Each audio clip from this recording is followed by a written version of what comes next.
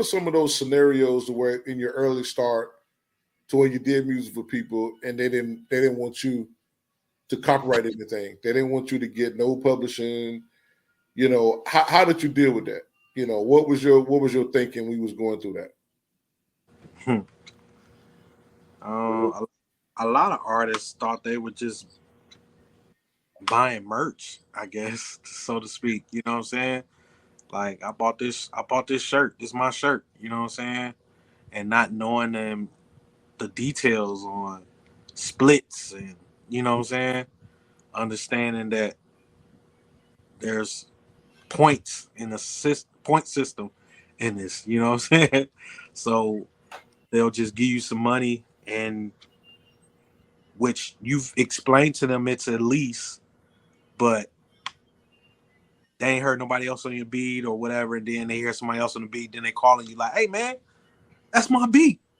Like, bro, you don't even own anything. You know what I'm saying? Like, all you did is pay for usage at this point. You know what I'm saying?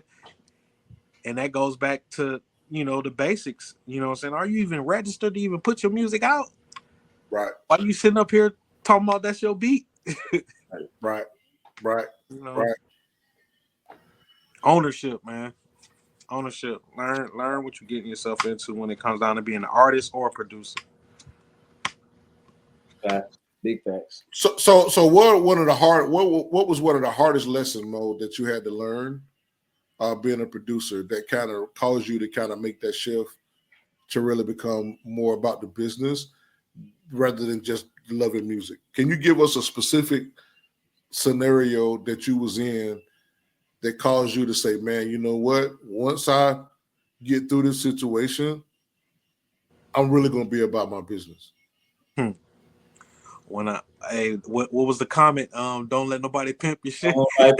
Shit, nigga. I was getting pimp. I was getting pimp, man.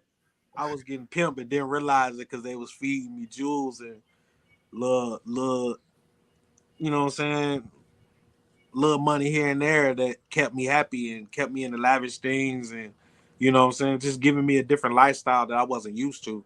So they kind of blinded me. Um, and I was satisfied with that. You know what I'm saying? So it Mm. situations like that, situations like that, man, made me take it real serious. Knowing, looking in the mirror, like, damn, boy, you being pimp for real. Like, they got your ass. You know what I'm saying? Like, you you can't do nothing. You can't do nothing. You know what I'm saying? So you had to go back. You got to do research. You got to find out why. Then you'll understand. Like, damn, if I knew this, I would have did. I would have did it a lot different. I want to dig it. I want to dig into that. Um, Somebody's giving you what you want because I had my own story.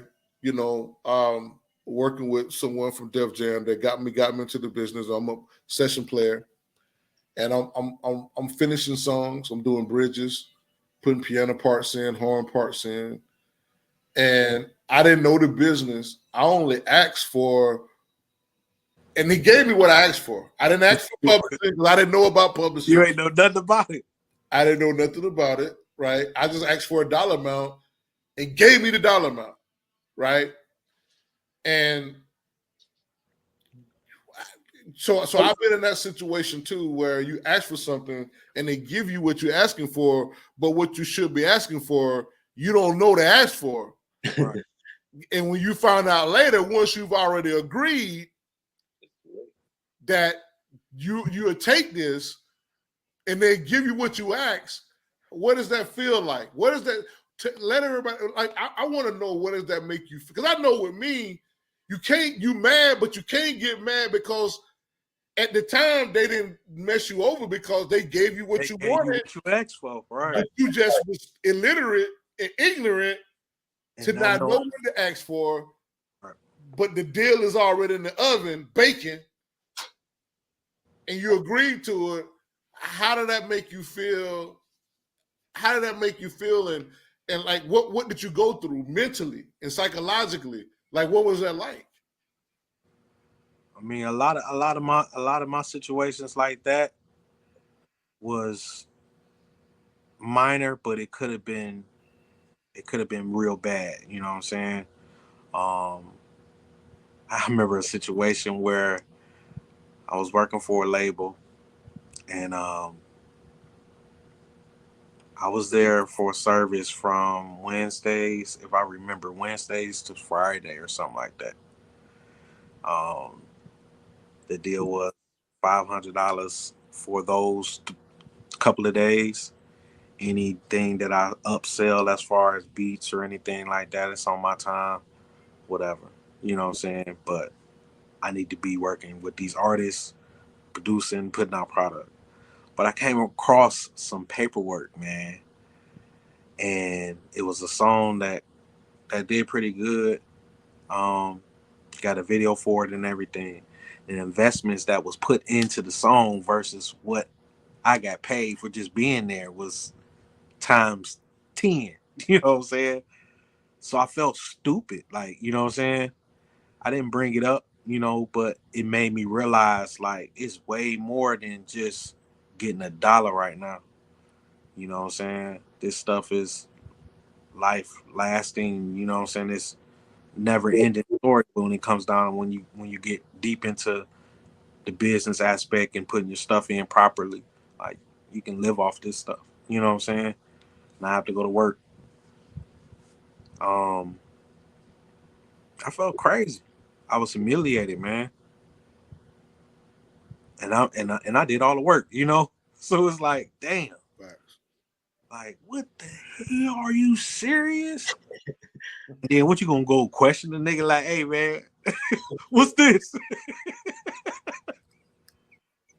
Look at you crazy, man. Like, nigga, if you don't get your all you do is spin the records, nigga. You In know, the records, nigga. for real. I feel stupid, man.